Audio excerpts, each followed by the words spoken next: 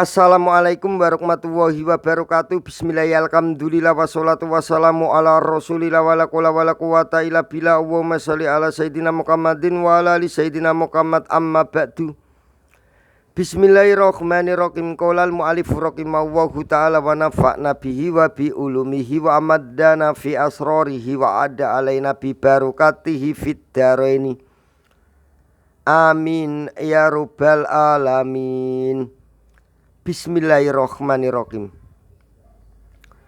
Wa amal kasrotulan anapun utawi kasro iku fatakunu mongko ono opo kasro iku alamatan dadi tetenger opo kasro lil qabdi keduwene i'rab qofat. Fi salasati mawadia ing dalem ono telu pira-pira panggonan rupane fil ismil mufradi ing dalem isim mufrad al munsorifi kang nrimo tanwin apa isim mufrad. Sing nomor 1. Sing nomor 2 wa jam'i taksiri lan jamak taksir al munsorifi kang nrimo tanwin apa jamak taksir. Sing nomor 3 wa jam'il muanisi lan jamak muanas asalimi kang selamat apa jamak muanas. Fal ismul mufradu mongko utawi isim mufrad iku naku marortu bi Zaidin wal fatah. Umpamane lapat marortu lewatan sapa ingsun bi Zaidin ketemu Zaid wal fatah lan ketemu canom. Lapat bi Zaidin lan lapat al fatah itu isim mufrad. Wa jam'u taksiri utawi jamak taksir iku naku marortu birijali wal usara wal hunudi.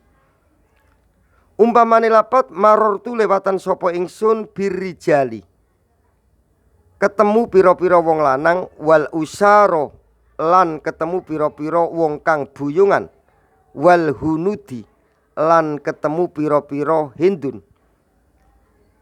Wa jam'ul muanasi salimu utawi jamak muanas salim iku naku marortu bil hindati. Umpamane lapat marortu lewatan sopo ingsun bil hindati ketemu piro-piro hindun. Wal munsorifu utawi lapat kang nrimo tanwin iku maknahu utawi maknane al munsorifu iku alladhi isim yak balu kang nrimo opo alladhi asorfa ing tanwin. Wasorfu utawi maknane asorfu huwa yo asorfu iku atanwinu tanwin walil asma'i lan iku keduwene pira-pira isim alati rupane asma takbalu kang nrimo opo asma atanwina ing tanwin au la takbalu utawa ora nrimo opo asma hu ing tanwin alamatun utawi pira-pira tondo dadi mubtada muakkar. Alamatun dadi mubtada muakkar kobar mukudam lapat walil asma'i. Turafu kang dikaweruhi apa biha alamatun tatlubunu pre apa alamat minal mutawalati saking pira-pira kitab kang dawa keterangane kang dawa ceritane. Wa amal ya'ulan anapun utawi huruf ya iku fatakunu mongko ono apa huruf ya iku alamatan dadi tetenger apa huruf ya lil qabdi keduwene i'rab qofat fi salasati mawadi'ah ing dalem ana telu pira-pira panggonan rupane fil asma'il qomsati ing dalem pira-pira isim al-qumsati kang ana 5 apa asma. Wa tasniyati lan isim tasniyah wal jam'i lan jamak mudzakkar salim. Yakni ngersake sapa Kyai Musonef anna hadhil mawadi'ah.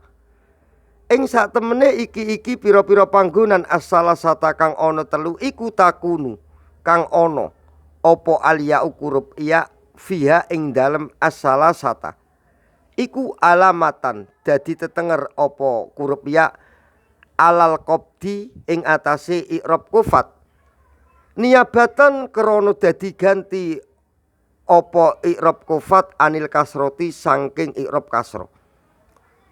Fal asmaul kumsatu mongko utawi asmaul kumsa iku nakwu marortu bi abika wa akika wa kamika wa fika wa dimalin.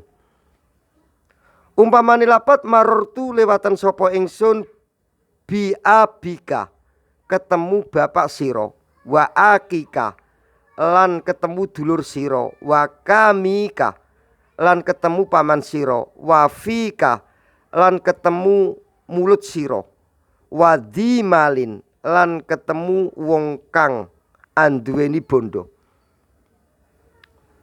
Fakuluha mongko utawi saben-saben salah sijine asmaul kumsah iku majruratun kang diwaca jer apa kuluha bil ba'i kelawan nganggo huruf ba. Wa alamatul jari utawi tandani jer fiha ing dalem asmaul kumsah iku al ya'u huruf ya niyabatan krana dadi ganti apa huruf ya anil kasroti saking karukat kasro. Wa tasniyatu utawi isim tasniyah iku bimaknal musanna kelawan nganggo maknane musanna. Nakwu marortu bisyaidaini. Umpamane lapat marortu lewatan sapa ingsun bisyaidaini ketemu zaid loro. Fasyaidaini mongko utawi lapat asyaidaini iku majrurun kang diwaca jer apa lapat asyaidaini bil ba'i kelawan nganggo huruf ba. Wa alamatul jari utawi tandane jer fihi ing dalem lapat asyaidani iku al ya'u huruf ya. Al maftuku kang diwaca fatkah apa ma lapat qoblaha kang ing dalem sadurunge huruf ya.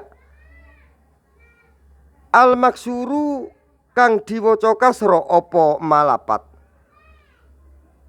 badha kang ing dalem sakwise huruf ya niyabatan krana dadi ganti apa huruf ya anil kasroti saking karukat kasra. Wa nunu utawi huruf nun iku iwadun dadi ganti apa huruf nun anit tanwini saking tanwin fil ismil mufrodi ing dalem isim mufrad. Wal jam'u utawi jamak mudzakkar salim iku nakwu marortu bizaidina. Umpamane lapat marortu lewatan sapa ingsun bizaidina ketemu pira-pira zaid. Fazaidina mongko utawi lapat asyaidina iku majrurun kang diwaca jer apa lapat asyaidina bil ba'i kelawan nganggo huruf ba. Wa alamatu jarihi utawi tandane jere lapat asyaidina iku al ya'u rupa huruf ya al maksuru kang diwaca kasra apa malapat qoblah kang ing dalem sadurunge huruf ya. Al mabtuku kang diwaca fatkah apa malapat ba'daha kang ing dalem sakwise huruf ya. Wa nunu utawi huruf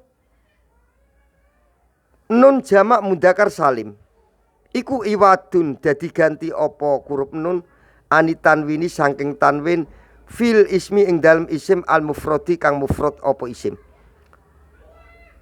Wa amal fatkatu mongko anapun utawi karukat fatkah iku fatakunu mongko ana apa karukat fatkah iku alamatan dadi tetenger apa karukat fatkah lil qabdi keduwene i'rab qofat atau i'rab jer. Fil ismi ing dalem isim alladzi rupane isim layang sorifu kang ora nrimo tanwin apa isim. Yakni ngersakake sapa Kyai Musonef anal isma ing sak temeni kalimat isim. Alladzi rupane isim layang sorifu kang ora nrimo tanwin apa isim. Iku inama yu'rofu. Dadi ku bari ana ya. Anal isma. Iku inama yu'rofu. Angin semestine dikaweruhi apa qabduhu apa i'rab kofate isim. Ida dakola ing dalem nalikane manjing alaihi ing atase isim apa amilul qabdi. Amil kang ngejirake bil fatkati kelawan tondo fatkah. Fayakunu mongko ana apa isim iku majruron kang diwaca jer apa isim bil fatkati kelawan karukat fatkah. Niabatan krana dadi ganti apa fatkah anil kasroti saking karukat kasro. Naku marortu bi akmada wa ibrahima. Umpamane lapot marortu lewatan sapa ingsun bi akmada ketemu Akmad wa Ibrahima lan ketemu Ibrahim. Fakulun mongko utawi saben-saben salah sijine lapat minhuma saking lapat Akmada lan Ibrahima. Fakulun mongko utawi saben-saben salah sijine lapat minhuma saking lapat bi Akmada wa Ibrahima iku majrurun kang diwaca jer apa kulun minhuma bil ba'i kelawan nganggo huruf ba. Wa alamatu jarihi utawi tandane jere kulun minhuma. Wa alamatu jarihi utawi tandane jere kulun minhuma iku al-fatkatu iku karukat fatkah niabatan krana dadi ganti apa fatkah anil kasroti saking karukat kasro.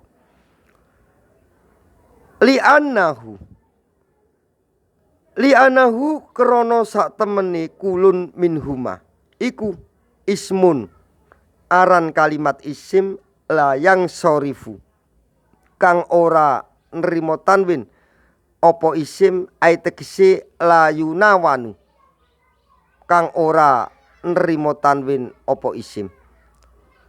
Li'ana surfa krono sak temene maknane as-surfa huwa yo as-surfa iku at-tanwinu iku tanwin. Walil ismilan iku tetep keduwene isim alladzi rupane isim layang sorifu kang ora bisa nrimo tanwin apa isim aksamun utawi pira-pira bagian kasirotun kang akeh. Walahu lan iku tetep keduwene isim kudu dun utawi pira-pira pelanggeran.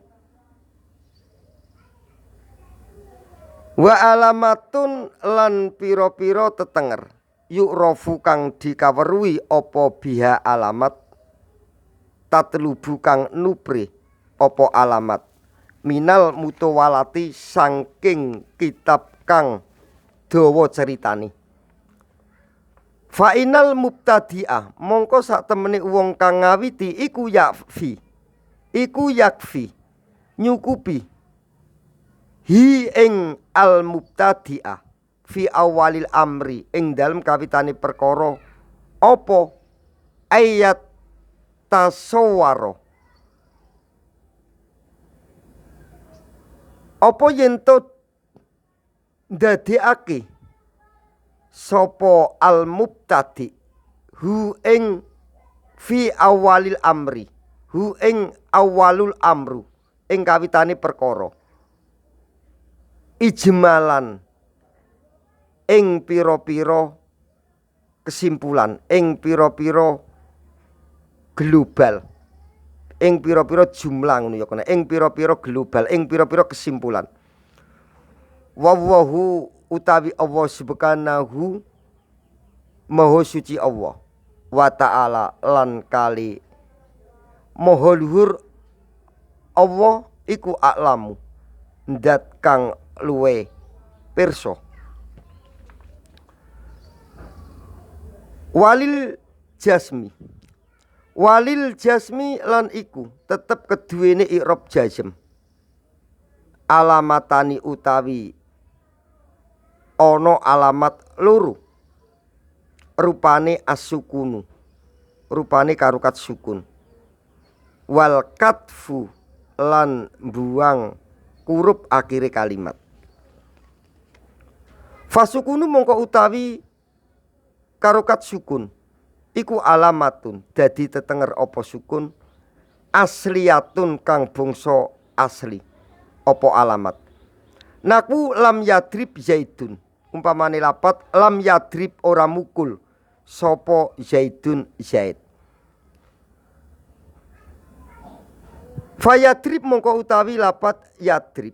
Fayadrib mongko utawi lapat yadrib iku fi'lun aran kalimat fi'il apa lapat yadrib mundhari'un kang mundure majzumun kang diwaca jazm apa lapat yadrib bilam kelawan huruf lam pejazm.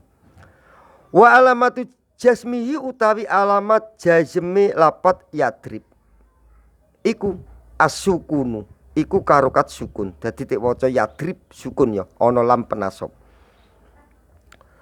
Wal katfu utawi mbuang huruf akhire kalimat iku yanubu kang dadi ganti apa al katfu anis sukuni saking karukat sukun naku lam yadriba umpamane lapat lam yadriba maknane lam yadriba ora mukul sapa wong loro dadi mbuang akhire kalimat jenenge wal katfu lan buang huruf akhire kalimat. Asline lapate yo yadribani nune tik buang ana lam penasab. Walam yaksa zaidun lan ora wedi sapa zaidun zaid. Fayadriba mongko utawi lapat yadriba iku fi'lun kalimat fi'il mundhari'un kang mundure majzumun kang diwaca jazm apa lapat yadriba bilam kelawan huruf lam wa alamatu jazmihi utawi alamat jazme lapat yadriba iku katfununi buang huruf nun. Wa yaksa utawi lapat yaksa iku fi'lun rupa kalimat fi'il mundhari'un kang mundure majzumun kang diwaca jazm apa lapat yaksa bilam kelawan huruf lam. Wa alamatu jazmihi utawi alamat jazme lapat yaksa iku katful alifi mbuang huruf alif. Jadi ana alif lapat yaksa dibuang ya soalnya kemasukan huruf lam pejazm. Fa amas sukunu mongko anapun utawi karukat sukun iku fayakunu mongko ana apa sukun iku alamatan dadi tetenger apa sukun lil jazmi keduwene i'rab jazm fil fi'lil mundhari ing dalem fi'il mundhari as-saqiqi lapat kang soke al akhiri huruf kang akhire kalimat. Al muradu utawi perkara kang dikarepake bisa kiki kelawan lapat kang soke al akhiri huruf kang akhire kalimat iku alla yakuna yen to ora ana iku fi akhiri ing dalem akhire fi'il mudhari apa alifun rupa huruf alif awawun utawa rupa huruf wawu au yaun utawa rupa huruf ya naku yaksa umpamane lapat yaksa maknane wedi wayatu lan lapat yatu maknane manggil wayarmi lan lapat yarmi maknane balang. Misalu sokiki utawi contone lapat kang soke al akhiri kurup kang akhir iku yadribu, lapat yadribu. Dadi lapat yadribu itu soke akhire. Nah lapat yaksa yat'u yarmi iku soke akhir. Aslinya soke akhir cuma muktal akhir. Faida dakola mongko ing dalem nalikane manjing alaihi ing atase lapat yadribu. Apa jazimun amil kang jazimake yakunu kang ana apa lapat yadribu iku majizuman kang diwaca jazim apa lapat yadribu bisukuni kelawan sukun naku lam yadrib zaidun. Umpamane lapat lam yadrib ora mukul sapa zaidun sapa zaid. Dadi diwaca jazim ya lam yadrib.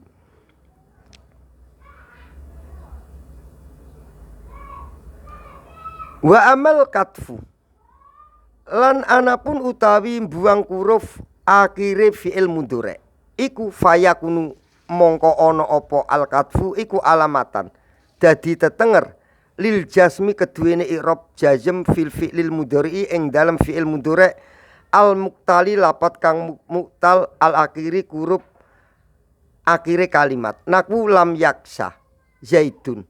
Umpamane lapat lam yaksa ora wedi sapa zaidun zaid.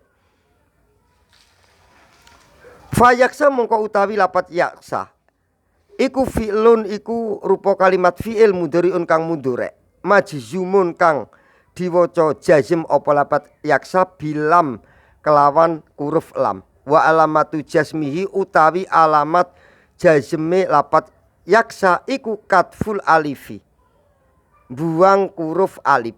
Jadi jazme iku buang huruf alif. Soalnya apa niabatan krana dadi ganti apa katful alif anis sukuni sangking karokat sukun. Wal fatkatu utawi karokat fatkah. Wal fatkatu utawi karokat fatkah.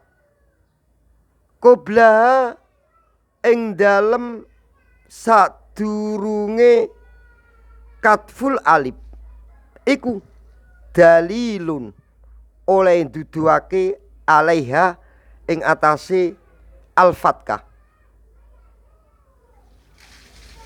Wa zaitun utawi lapat zaitun iku fa'ilun dadi fa'il. Walam yat'u lan ora manggil sapa zaidun sapa zaid. Fayat'u mongko utawi lapat yat'u iku fi'lun iku rupa kalimat fi'il mundhari'un kang mundhari. Majzumun kang diwaca jazm apa lapat yat'u bilam kelawan huruf lam. Wa alamatu jazmihi utawi alamat jazme lapat yat'u iku katful wawi buang huruf wawu. Niabatan krana dadi ganti apa katful wawi anis sukuni saking karokat sukun. Wa dhammatu utawi karokat dhamma qoblaha ing dalem sadurunge katful wawi iku dalilun oleh nduduhake alaiha ing atase karokat dhamma. Wa zaitun utawi lapat zaitun iku fa'ilun dadi fa'il marfu'un kang diwaca rafa apa lapat zaitun walam yarmi zaitun walam yarmi lan ora mbalang sapa zaitun zaid.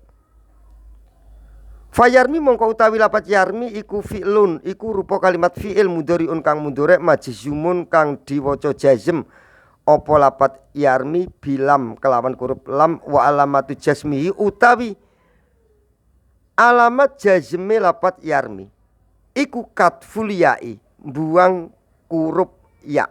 Dadi alamat jazme lapat yarmi itu buang huruf ya. Niabatan krana dadi ganti apa katful ya anis sukuni saking karokat sukun.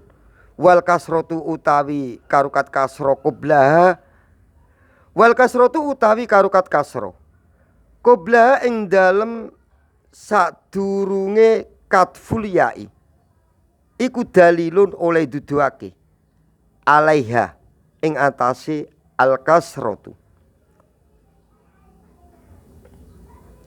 Wa zaitun utawi lapat zaitun iku fa'ilun dadi fa'il.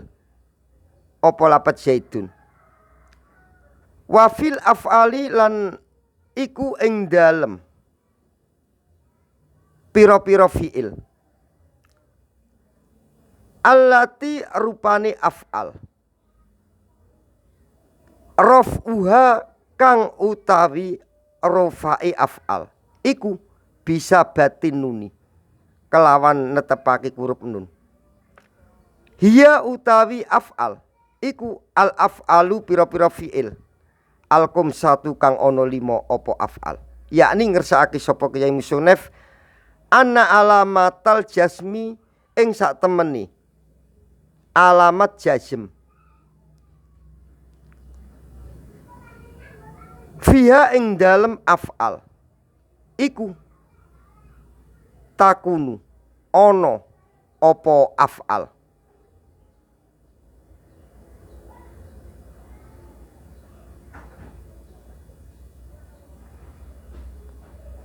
Iku takunu ono opo af'al. Ngene ya. Yakni ngersakake sapa Kyai Musonef. Ana alamatal jasmi ing sak temene alamat jazm. Fiha ing dalem af'al. Iku takunu ono opo af'al. Iku katfan nuni buang huruf nun. Naku lam yadriba umpamane lapat lam yadriba. Walam tadriba lan lapat lam tadriba. Fahuma mongko utawi lapat lam yadriba lan lapat lam tadriba iku majzumani kang diwaca jazm karuni bilam kelawan huruf lam. Wa alamatu jasmi hima utawi alamat jazme lam yadriba walam tadriba iku katfununi buang huruf nun.